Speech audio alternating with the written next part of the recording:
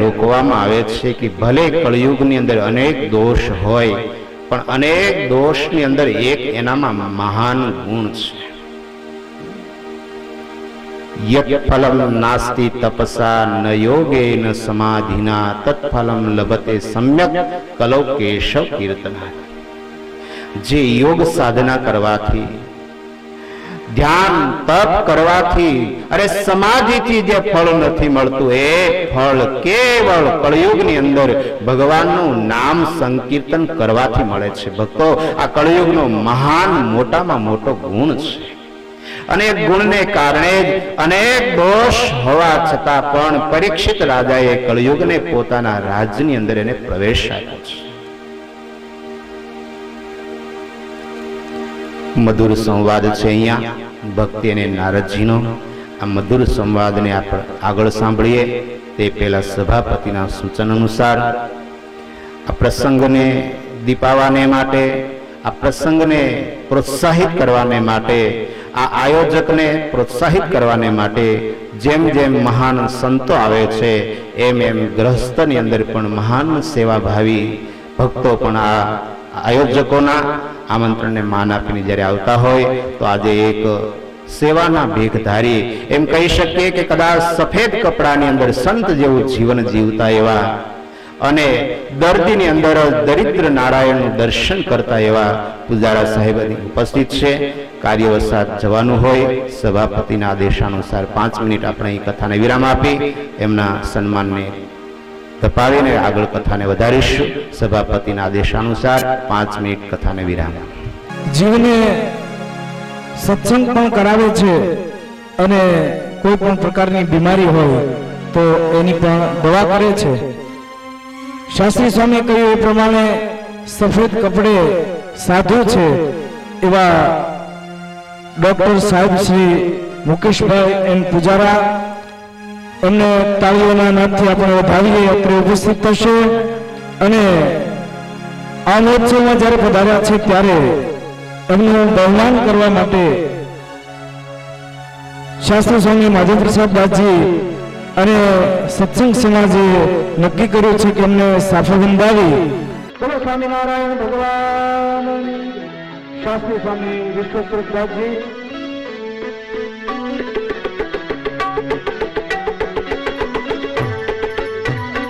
સાથે એમના સસરા પણ આવ્યા છે.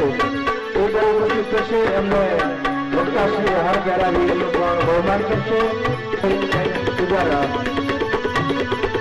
સાબરી ભગવાન શ્રી એમની તો એને ક્યારે જેવો જરૂર પડે ત્યારે સેવા કરે છે. પણ સેવા કેવી કરે છે ભક્તો? એની જે દવા હોય એ દવા પણ ફ્રી આપે છે. અને એમનું જ્યારે સન્માન થતું હોય ત્યારે તાળીઓના નાદથી ઉડાવીએ, સાફાનો બંધન થતો હોય સરસ મજાનું આવું જ કાર્ય. કારણ કે જીવને અનેક પ્રકારના દુઃખ છે અને એ દુઃખમાંથી મુક્તિ અપાવવા માટે શારીરિક દુઃખ, માનસિક દુઃખ, સત્સંગના નાતે કોઈ પણ હરિભગત આવે, કોઈ ગરીબ કોઈ પણ આવે, એની જે કઈ દવા હોય ને એના પણ 7 પૈસા નથી રહેતા અને ખૂબ ખૂબ સેવા કરે છે. તો એમને Narayan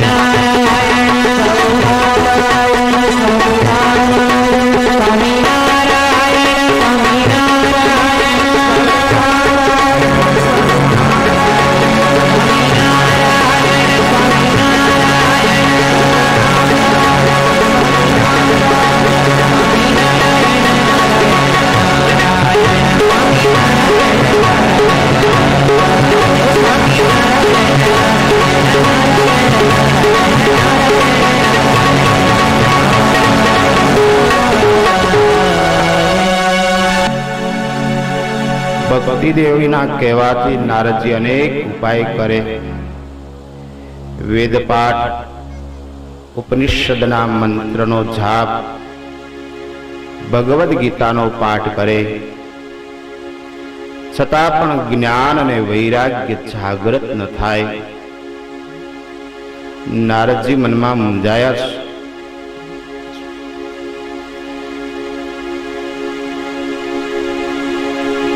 કોઈ પણ સિદ્ધિને માટે વ્યક્તિ જ્યારે સાધન કરે અને સાધન કરવા છતાં પણ સિદ્ધિમાં સફળતા ન મળે ત્યારે માણસ નિરાશ થઈ જાય. તમામ વ્યક્તિઓના જીવનનો આ નિચોડ અને અનુભવ છે કે સિદ્ધિને માટે, કોઈ પ્રાપ્તિને માટે માણસ સાધના કરે, કોઈ સાધન કરે અને સાધનાને અંતે એ સાધન કરવા છતાં પણ સફળતા ન મળે ત્યારે માણસ નિરાશ થાય.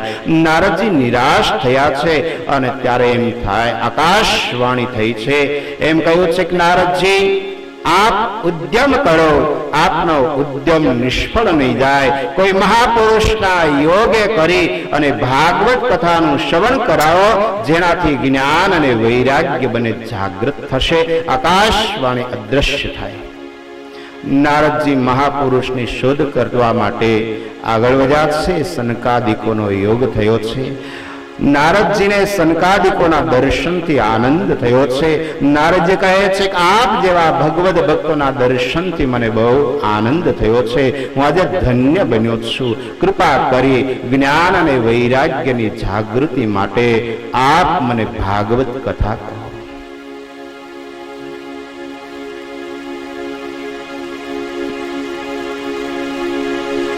સનકાદિકો હરિદ્વાર ક્ષેત્રની અંદર આનંદ નામનો ઘાટ છે, ત્યાં આવે. જે ઋષિ દેવતાઓથી સેવાયેલો પવિત્ર અને રમણીય આનંદ ઘાટ છે. હરિદ્વારની અંદર જ્ઞાન યજ્ઞ કરવામાં આવે છે. સનકાદિકોએ એમ કહ્યું છે કે જ્ઞાન અને વૈરાગ્યને જાગૃત કરવા હોય તો એના માટે આ ભગવત કથા છે. આ ભાગવત કથા એ મોક્ષદાયીની કથા છે. ભાગવતની કથા એ સરિતાની ઉપમા આપવામાં આવે. આ દિવ્ય ભાગીરથી કથા છે, જેનું હજારો વર્ષથી સતત વહન થયા જ કરે છે, થયા જ કરે છે. સાગર ભલે વિશાળ હોય પણ સાગરનું પાણી છે ને ખારું છે. જ્યારે સરિતા એ નાની હોવા છતાં પણ એનું પાણી છે ને બહુ જ મીઠું છે, નિર્મળ છે. ભાગવતનો બહુ મહિમા ગાયો શૌનક આદિકની આગળ સુત પુરાણીએ.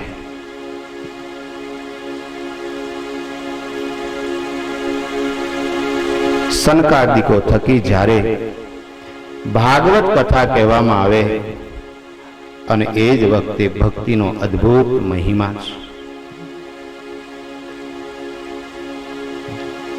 એક પછી એક સ્કંદની કથા થાય. ધીરે ધીરે આ ભાગવત કથાનો પ્રભાવ વધતો ગયો. સુત પુરાણે અહીંયા નોંધ લે છે કે જ્યારે સનકાદિકો નારદજીના સંવાદથી ભાગવત કથા કહે છે ને એ જ વખતે જે સુષુપ્તિ અવસ્થાની અંદર જ્ઞાન અને વૈરાગ્ય હતા એ બંને જાગૃત થયા છે. અને સ્વયં ભક્તિ દેવી જ્ઞાન અને વૈરાગ્યને લઈ અને જ્યાં સુત પુરાણી શૌનકાદિક 88,000 ઋષિ મહાત્માઓને કથા સંભળાવે છે, આ દિવ્ય રમણીય નૈમિષારણ્ય ક્ષેત્રની અંદર આવી અને ત્રણેય યાની કે જ્ઞાન, વૈરાગ્ય અને ભક્તિ ભગવાનમય બન્યા છે. નાચ જ્ઞાન કરવા લાગ્યા છે. ભક્તિ સુતો તૌ તરુણો ગૃહીત્વા. એમ કહેવાય કે જ્ઞાન વૈરાગ્ય બંને આ ભાગવત કથાનું શ્રવણ થતાની સાથે જે સુષુપ્તિ અવસ્થામાં હતા એમાંથી જાગૃત થયા અને બંને તરુણ યાની કે યુવાન થયા છે. અને આ બંનેને લઈ અને ભક્તિ દેવી આવે અને આ ભાગવત કથાની અંદર નાચ ગાન મચી છે.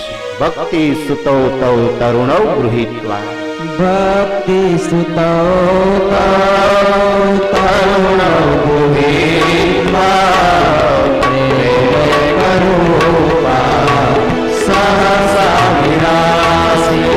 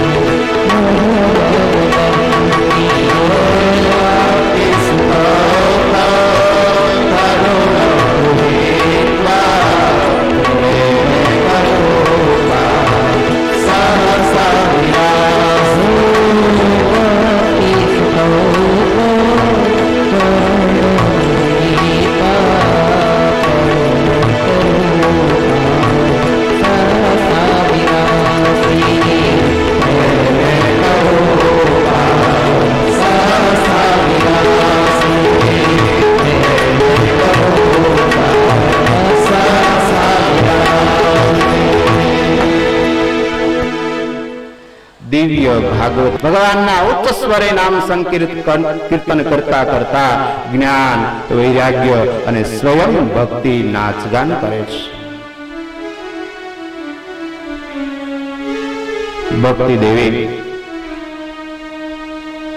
સનકાદિકોની આગળ કરબદ્ધ પ્રાર્થના કરે છે, આપ કૃપા કરીને કહો હવે મારું નિવાસ સ્થાન ક્યાં, ભક્તિ ક્યાં રહે છે અને ભક્તિની અંદર તાકાત શું છે. ભક્તો, આ દુનિયાની દ્રષ્ટિએ માણસ નિર્ધન કહેવાતો હોય, માણસ દરિદ્ર કહેવાતો હોય, પણ મારું ભાગવત એમ બોલે કે ખરેખર જેના હૃદયમાં ભગવાનની ભક્તિ છે ને એના જેવા દુનિયામાં કોઈ ધનવાન નથી. કદાચ લોક દ્રષ્ટિએ નિર્ધન કહેવાય નરસૈયો, એને કુંવરબાઈનું મામેરું કરવું હતું, ધન ન હતું. સગા બાપનું કારણું કરવું હતું, શ્રાદ્ધ કરવું હતું, એની પાસે ધન ન હતું. પણ હરિ નામ રૂપી ધન એની પાસે એવું હતું કે એને ખુદને ખબર ન રહે કે મારા બાપનું શ્રાદ્ધ ક્યારે કોણ કેવા રૂપમાં કરી ગયું. એહી ધર્મ અને ભક્તિની તાકાત છે. દુનિયાની દ્રષ્ટિએ નિર્ધન હોવા છતાં પણ જેના હૃદયમાં ભગવાનની ભક્તિ અખંડ નિવાસ કરીને રહે છે એને અહીંયા ભાગવતની અંદર ખરેખર ધન્યવાદને પાત્ર કહ્યો છે.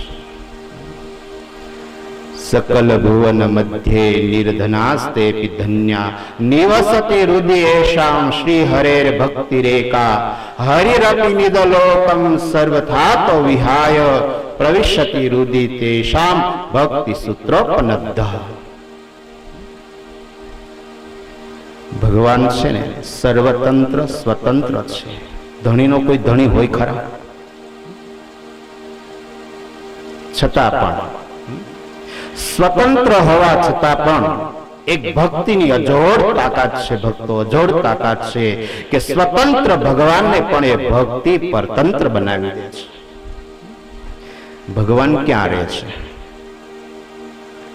કોઈની પાસે છે ભગવાનનું સરનામું? નારદજી પાસે ન હતું તો આપણી પાસે ક્યાંથી હોય?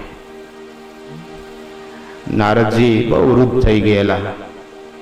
નારાયણનું દર્શન કરવા જવું હોય એમ થાય કે લાવ ભગવાન તો અત્યારે હવારમાં વૈકુંઠમાં જ હોય ને. અને જ્યાં આવે ને વૈકુંઠમાં લક્ષ્મીજીને પૂછે કે હા થોડી વાર થઈ, હમણાં જ સત્યલોકમાં કઈક બ્રહ્માની પાસે કામ હતું ને ગયા છે.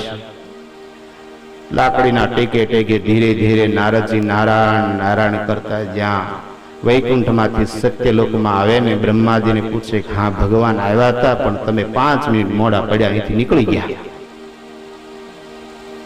વળી લમણે હાથ દેતા દેતા ટેકે ટેકે નારદજી આગળ વધે.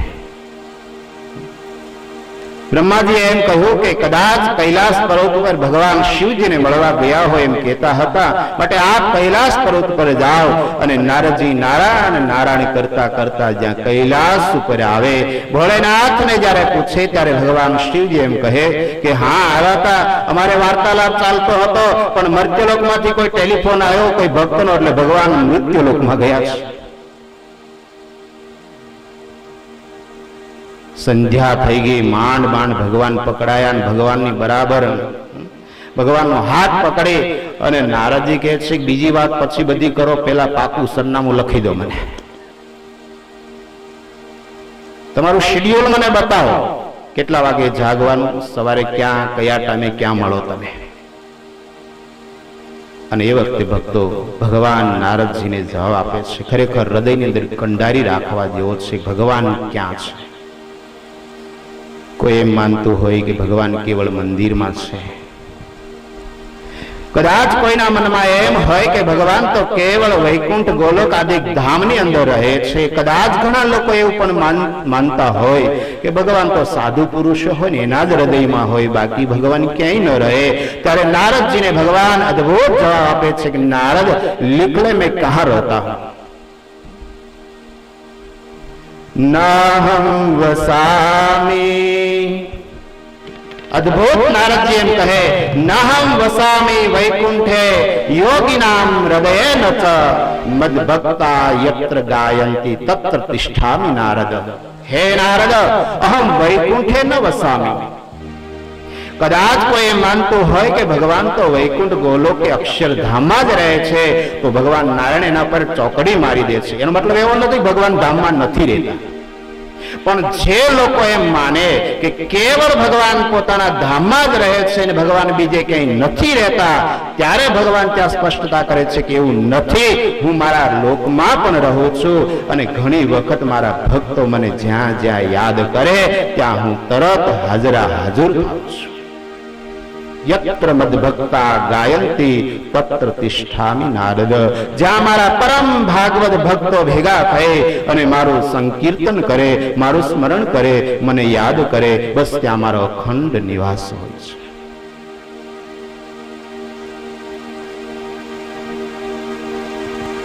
જ્ઞાન અને વૈરાગ્યની જાગૃતિથી ભક્તિને આનંદ થયો છે, સ્વયં ભક્તિ પણ પુષ્ટિને પામ્યા છે.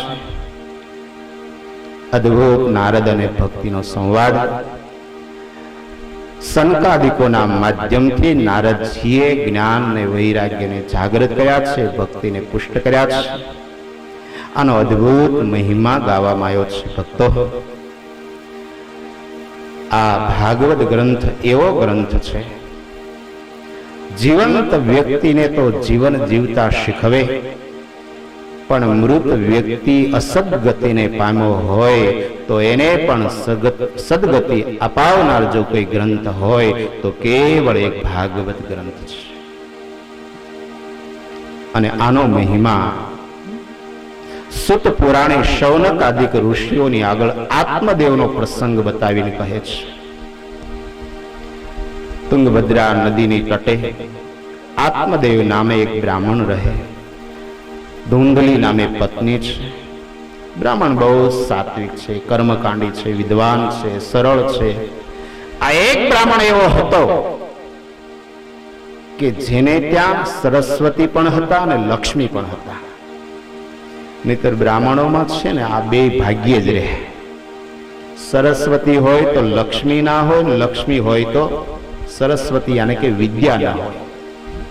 બૌદ્ધ સમાજની અંદર જોવા મળે કે વિદ્વાન બ્રાહ્મણ હોય પણ બિચારો નિર્ધન હોય, અને જો બ્રાહ્મણ ધનવાન હોય તો વિદ્વાન ન હોય.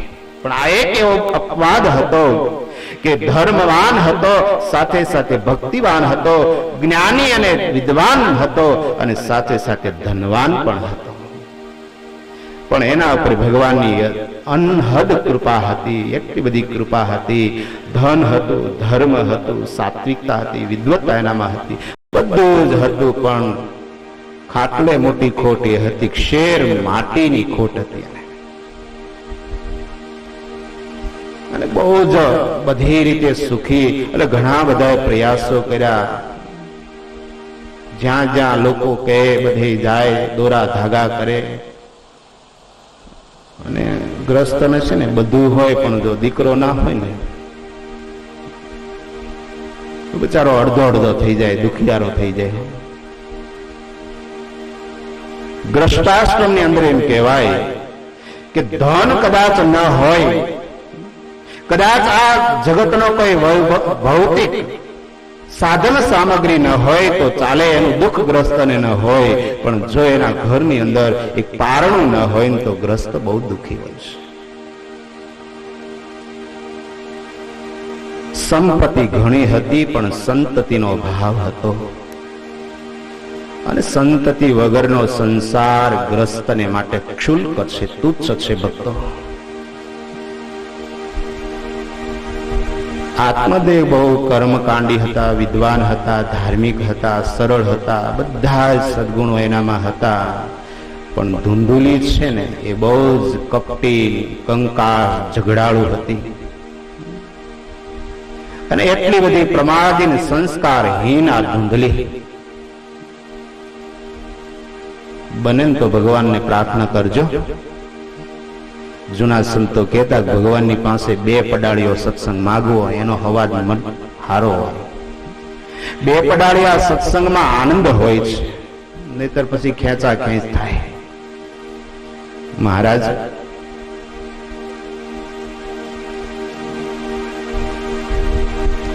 ઝીણા ભક્તના આમંત્રણને માન આપીને પંચાળા જવા માટે નીકળ્યા. રસ્તામાં વડાળ નામનું ગામ આવ્યું. વડાળમાં એક બહુ ભગવાનના પ્રેમી ભક્ત રહે ને, અને મહારાજને પોતાને ત્યાં પધરાવવાનો અને જમાડવાનો બહુ એને આગ્રહ. જ્યારે જ્યારે જ્યાં જ્યાં ઉત્સવ સમયા થાય, મહારાજના દર્શને આવે, જેટલી વખત આવે ને એટલી વખત મહારાજને પ્રાર્થના કરે કે મહારાજ એક વખત મારું આંગણું પાવન કરવું, પ્રભુ એક વખત મારે ત્યાં આવીને આપ પ્રસાદ લ્યો. બહુ આગ્રહ કરે ત્યારે મહારાજ કહે કે ભલે, અમે ક્યારેક એ બાજુ આવશું ત્યારે આવશું. અને આજે બરાબર મોકો હતો. મહારાજ સંતો અને હરિભક્તોને લઈને પંચાળા જતા હતા અને રસ્તામાં વડાળ ગામ આવ્યું.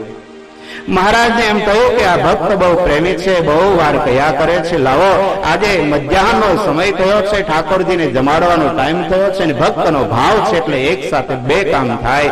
મહારાજ સંતો અને હરિભક્તોને લઈ અને પેલા ભક્તનું ઘર શોધતા શોધતા ઘરે આવવા માટે આવે. આ બાજુ સુખી પરિવાર હતો, અને પોતાને ત્યાં ઘણા બધા ખેડૂત હોવાને કારણે માણસો કામ કરે, એટલે ઘરનું માણસ પેલા ખેત મજૂરોને માટે રોટલા બનાવીને, અડદની દાળ બનાવીને તૈયાર રાખેલી. ભગત હમણાં ભાત આપવાને માટે જશે આમ કહી અને ઘરનું માણસ બહાર ગયેલું. અને એવા સમયમાં ભગવાન શ્રી હરિ સંતો અને ભક્તોને લઈ અને ભક્તનું ઘર શોધતા શોધતા આવ્યા. ડેલી કકડાવી છે ને જ્યાં સાંકળ ખોલે ને ત્યાં ઓહો 3 છોગાળી પાઘના ધરતલ. મહારાજનું અદભુત દર્શન થયું. અને મહારાજનું દર્શન થતા જેમ દ્વારકેશનું દર્શન થાય ને મીરા પગમાં ઘુંઘરું બાંધીને નાચે, નિર્લજ થઈ અને નાચે, એમ ભક્ત મહારાજનું દર્શન થતા નાચવા લાગ્યા છે, મહારાજને ભેટી પડ્યા છે. ભગવાન શ્રી હરિને કહે છે કે મહારાજ મારા પર બહુ આપે કૃપા કરી, ભગવાન આજે હું ધન્ય ધન્ય થઈ ગયો. આ એક ભક્તના આંગણાને પ્રભુ આજે વગર આમંત્રણે તમે પાવન કર્યું. ભગવાન બોલો બોલો મહારાજ થી સેવા કરો. ત્યારે ભગવાન શ્રી હરિ કહે છે કે આ બધી કથા પછી પેલા ભૂખ લાગી છે, ખાવાનું કઈ હોય તો આપો. અરે મહારાજ બહુ મોકો જોયો, તમે બહુ મોકો જોયો છે.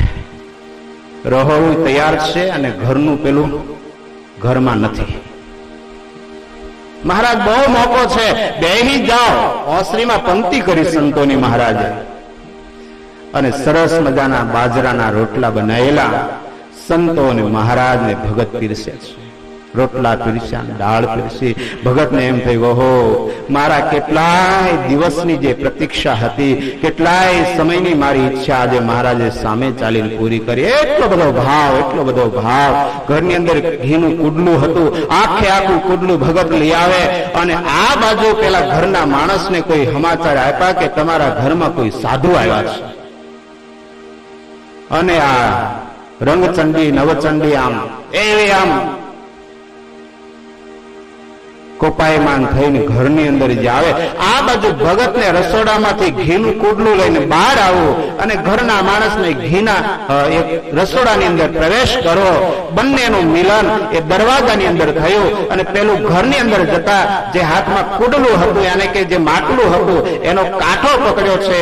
ભગતના હાથમાં નીચેનો ભાગ છે, બરાબરની ખેંચાતાણ થઈ, બરાબરની ખેંચાતાણ થઈ અને એમાં કાંઠો પડ્યો છૂટો. પેલીની હાથમાં કાંઠો અને ભગતના હાથમાં જે નીચે ઘીનું પાત્ર હતું લઈ અને ઘી મહારાજને અને સંતોને ધારે પીરસ્યો. ધારે, અટોટ ધારે ઘી પીરસ્યું. મહારાજને બહુ જમાડ્યા, બહુ જમાડ્યા. સંતો મહારાજને યાદ કરતા જાય ને જમતા જાય. પરસ્પર સંતો વાર્તાલાપ કરે. મહારાજને કહે, મહારાજ ભગત બહુ પ્રેમી લાગે છે, પણ ભગત કરતા એમનું ઘરનું માણસ આના કરતા વધારે પ્રેમી છે. મહારાજ કે છે કે ભગતની વાત બરાબર છે, પણ ઘરના માણસની અહીંયા વાત થાય એમ નથી, માટે પેલા બરાબર ખાઈ લો, એની વાત રસ્તામાં થઈને કરશું.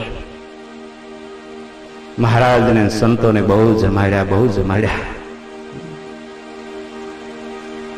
ચડું કર્યું, ઢોલિયો પાથરી આપ્યો. મહારાજ બેસો. મહારાજ કે નહીં, અમારે બહુ આગળ જવું છે. બાનું બતાવ્યું. એવી કઈ ઉતાવળ નથી, કારણ કે ખબર હતી ને કે જમ્યા પછી હજી મોટું મહાભારત થવાનું બાકી છે. એટલે મહારાજ કે અમારે બહુ ઉતાવળ છે, આગળ જવું છે, ફરીથી કોઈ વખત આવશું ત્યારે આરામ કરશું, બેસશું, રોકાશું. ભલે ભલે મહારાજ, મારા ઉપર તો બહુ આપે કૃપા કરી. આજે વગર આમંત્રે પ્રભુ પધાર્યા, મને બહુ આનંદ થયો. ભગવાન શ્રી હરિ અને સંતો ત્યાંથી નીકળી ગયા છે. મહારાજ જયારે રસ્તા ઉપરથી જઈ રહ્યા છે, બ્રહ્માનંદ સ્વામી પૂછ્યું, મહારાજ જયારે જમતા હતા ત્યારે આપણે વાત કરેલી કે ભગત તો પ્રેમી છે, પણ એના ઘરના માણસની વાત થાય એમ નથી. મહારાજ એ વાત તો કરો. અને ત્યારે ભગવાન શ્રી હરિએ આખી વાત જયારે કરી, ઘરના માણસની જે ઘટના ઘટી હતી એને વાત કરીને ત્યારે સંતને અરે જુઓ તો ખરા, જીવ કેવો ભાગ્યો છે. ભગવાને આપ્યું હોય અને ભગવાનને અર્થે જયારે વાપરવાનો પ્રસંગ આવે ને ત્યારે વાપરી ન શકે. આના જેવો દુર્ભાગ્યો બીજો જીવ કયો હોઈ શકે? આજે ગૌરવ સાથે હું કહી શકું કે જ્યાં જ્યાં ભગવાન સ્વામિનારાયણ આશ્રિત રહે છે અને જ્યાં બે પડાળીઓ સત્સંગ છે, પુરુષ પણ સત્સંગી હોય અને ઘરનું માણસ પણ સત્સંગી હોય, એના ઘરની અંદર સત્સંગનો આનંદ કોઈ અનેરો હોય છે. ભગત સંકલ્પ કરે કે મારે ગોપીનાથજી મહારાજને 51 રૂપિયાનો થાળ કરવો છે, તો ઘરનું માણસ એમ કહે કે અરે લોભી લાગો છો, 51 નહીં 151 કરી આવો. બે પડાળિયા સત્સંગનો આનંદ અનેરો હોય છે. જ્યારે ભગવાનને, ભગવાનના સંતોને અર્થે કંઈક સમર્પિત થવાનો વારો આવે, સેવાનો વારો આવે ને ત્યારે આ બે પડાળીઓ સત્સંગ બહુ કામ લાગે છે. તમે જુઓ તો ખરા, આ સત્સંગનું કેટલું ફળ છે. આ સત્સંગ એની અંદર કેટલી સદભાવનાઓ છે. આ સંતો જે અહીંયા નિવાસ કરીને રહે છે, ભાગ્યે જ ક્યારેક પટારામાંથી ઓશિકું બહાર નીકળતું હોય. એ પટારાના તળિયે હા ઓશિકું રાખે. કોના માટે રાખે? વેવાય આવે, જમાઈરાજ આવે ને ત્યારે જ કાઢે. પણ આજે આ હાલૈયાની બહેનોએ એક સંતના વચને કરીને એ સંતોને અર્થ બધું આખું ઘર સમર્પિત કરી દીધું છે. માટે આ માતાઓને લાખો લાખ ધન્યવાદ. હજો આ સત્સંગનું ફળ છે, આ સહજાનંદ સ્વામીની કૃપા છે. ભક્તો, બસ હાચા હગા અમારા સાધુ છે એમ માની અને સંતને અર્થે શું ન થાય. કોઈને કોરું ગોદડું ન આપે ને ગાદલું ન આપે ને સાધુને માટે હસતે હસતે ચહેરે આપી દે. કોઈ સામાન્ય વાત નથી. કેવું બહુ સહેલું હોય છે, આપવાનો પ્રસંગ આવે ને ત્યારે બહુ કઠિન હોય છે.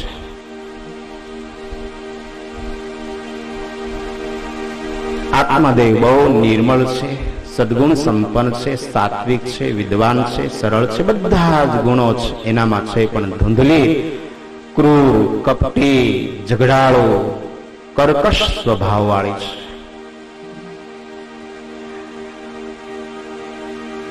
એક દિવસ આત્મદેવને એમ થયું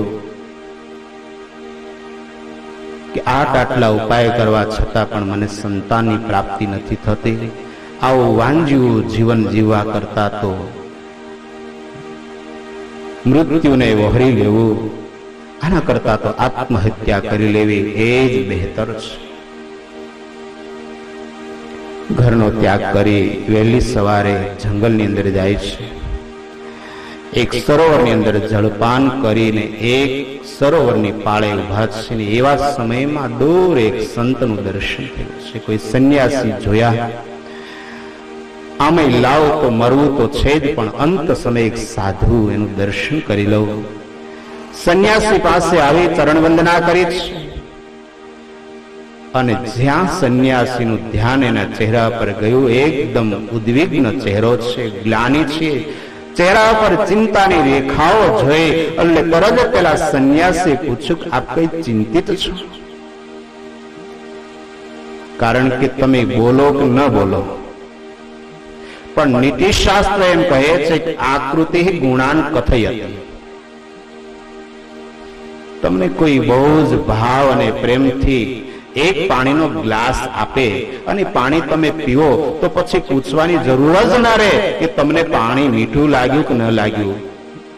આકૃતિ ગુણાન કથયતિ, એનો ચહેરો બતાવી દે કે તમને ગમ્યું કે ન ગમ્યું. જ્યાં હરિકથા થતી હોય, ભગવત કથા થતી હોય તો એક ચહેરાને પૂછવામાં ન આવે કે આ ભગવત કથામાં તમને આનંદ આવે છે કે નહીં. તમારો ચહેરો જ અહીંયા વંચાતો હોય કે તમને કથામાં રસ છે યા નથી. કહે કે ન કહે, તું કઈક ચિંતાતુર છે. અને ત્યારે પેલો ચરણ વંદના કરતા એમ કહે છે કે હા, ભગવાનની મારા ઉપર બહુ મોટી કૃપા છે, અઢળક સંપત્તિ ભગવાને આપી છે, કોઈ જાતની ખામી નથી. બસ એક વાતની ખામી છે, શેર માટીની ખોટ છે. અને મેં અનેક ઉપાયો કર્યા છતાં પણ હું અભાગ્યો, મારે ત્યાં ઘોડિયું ન બંધાણું. હું બહુ દુઃખી થઈ ગયો, બહુ દુઃખી થઈ ગયો. મનમાં એક જ ચિંતા કોરી ખાય કે ખાવાનું છે પણ ખાનાર નથી, ખાવાનું છે પણ ખાનાર નથી. બસ આ જ વાતની સતત ચિંતા.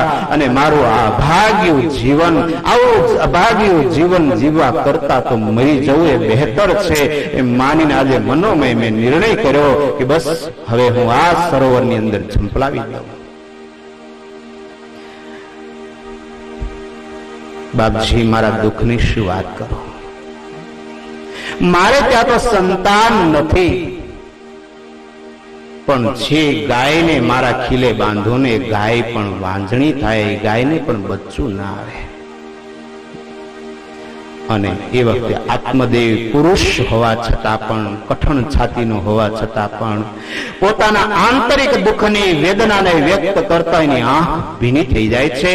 અરે મહાપુરુષ, હે બાપજી, આપને શું કહું. પાલ્યતે યામયા ધેનુ, જે ગાયને હું મારા ખીલે બાંધું છું, જે મારા આંગણે હું વૃક્ષને રોપું છું, એને પણ ફળ નથી આવતું. આવો તો હું દુર્ભાગ્યો છું. પાલ્યતે યામયા ધેનુ, પાલ્યતે યા